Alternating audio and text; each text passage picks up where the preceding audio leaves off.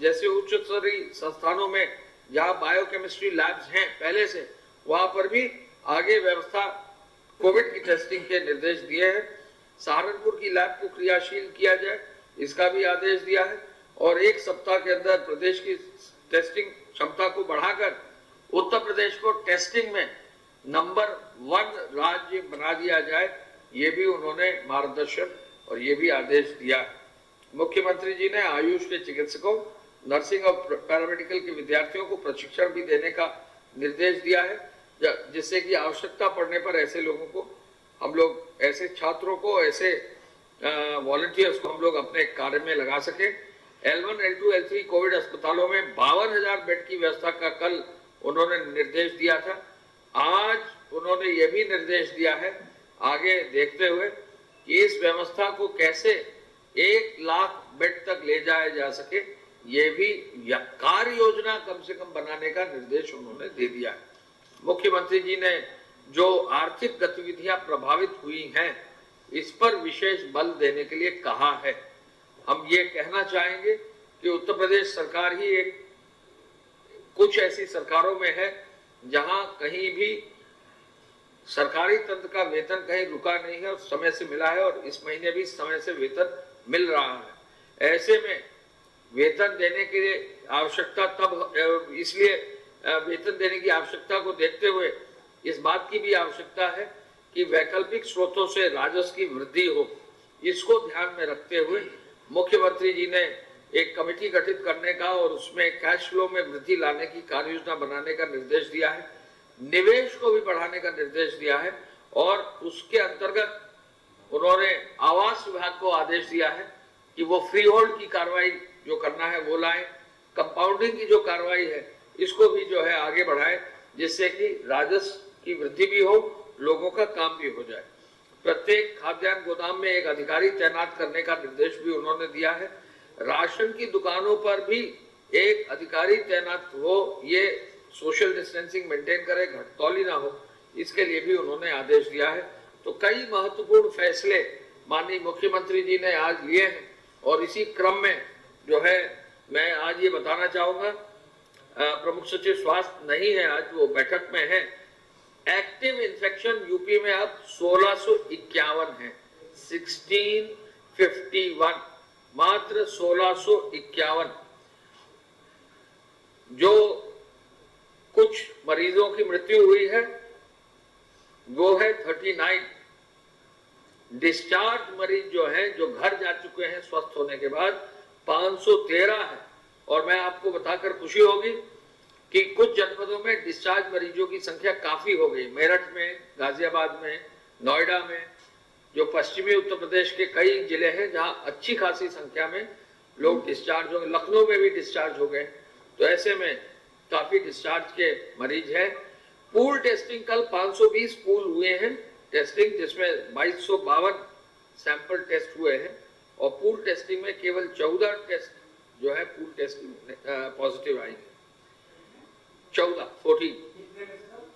Out of 520। कुल भेजे गए सैंपल 3823 कल सैंपल इतने भेजे गए, लेकिन टेस्ट किए गए सैंपल 4795 है।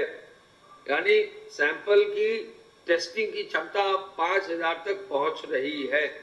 जहां हमारे प्रदेश में नगण्य थी ये संख्या, वो अब जो है 5000 तक पहुंच रही है। इसको भी और आगे बढ़ाने का निर्देश दिया गया है। 60 जनपदों में संक्रमण आए हैं, लेकिन इन 60 जनपदों में से 6 जनपद ऐसे जहां एक्टिव इन्फेक्शन अब नहीं है, यानी केवल 54 जनपदों में एक्टिव इन्फेक्शन है। जो हमारे संक्रमित मरीज हैं उसमें से 77.5% पुरुष हैं और महिला 22.5% है, यानी 3/4 हिस्सा पुरुषों का है, 1/4 हिस्सा महिलाओं का है। इसके अलावा मैं ये जरूर कहना चाहूंगा कि स्वास्थ्य विभाग मजबूती से काम कर रहा है। आपको मालूम है कि पिछले 2 दिन में जो संख्या आई है, आज जो मेरे पास चार्ट आया है 69 केसेस का चार्ट आया है। यानी अब जो संख्या आ रही है वो डेली ग्रोथ 5 से 6% की है, जो काफी कम है। और देश के जो एवरेज है उसमें हमारा एवरेज जो है काफी कम है और इस वजह से उत्तर प्रदेश में कहीं ना कहीं जो है हमारी संख्या, चूंकि ग्रोथ की संख्या कम है, तो इससे हम कह सकते हैं कि कुछ शहरों में जहां फ्लैटनिंग ऑफ द कर्व हुआ है वहां से हमको फायदा इस बात का मिला है कि पूरी प्रदेश की संख्या हमारी फ्लैटन होती हुई दिखाई दे रही है। ये जरूर है कि कुछ जनपदों में अभी नंबर्स ज्यादा हैं, वहां जल्दी से जल्दी ऐसे लोग स्वस्थ होकर घर जा सके, ये हमारी प्रायोरिटी है। इसी कड़ी में माननीय मुख्यमंत्री जी ने कहा है जहां आवश्यकता है जो मरीज है उसको ऑक्सीजन बेड पर भिजवा दीजिए। जहां कहीं ओल्ड पेशेंट है, जहां कहीं जो है वृद्ध पेशेंट है, तो उसको हायर फैसिलिटी में भेज दें जिससे कि कोई रिस्क ना हो। काफी बेड्स खाली पड़े हुए हैं, तो ऐसे में जब क्षमता बेड्स की ज्यादा है तो पेशेंट्स को अच्छे से अच्छी सुविधा मिल जाए, शुरुआत में ऑक्सीजन मिल जाए, या अगर जरूरत पड़े तो उसको जो है वेंटिलेटर बेड पे मिल जाए, तो इससे कई पेशेंट्स को बचाने में हमको फायदा मिलेगा। हमारे यहाँ डेथ रेट भी पूरे देश में सबसे कम में से है। हमारे यहाँ जो है जो इन्फेक्शन रेट भी पूरे प्रदेश में अगर पर 10 लाख पॉपुलेशन के हिसाब से देखें काफी कम है।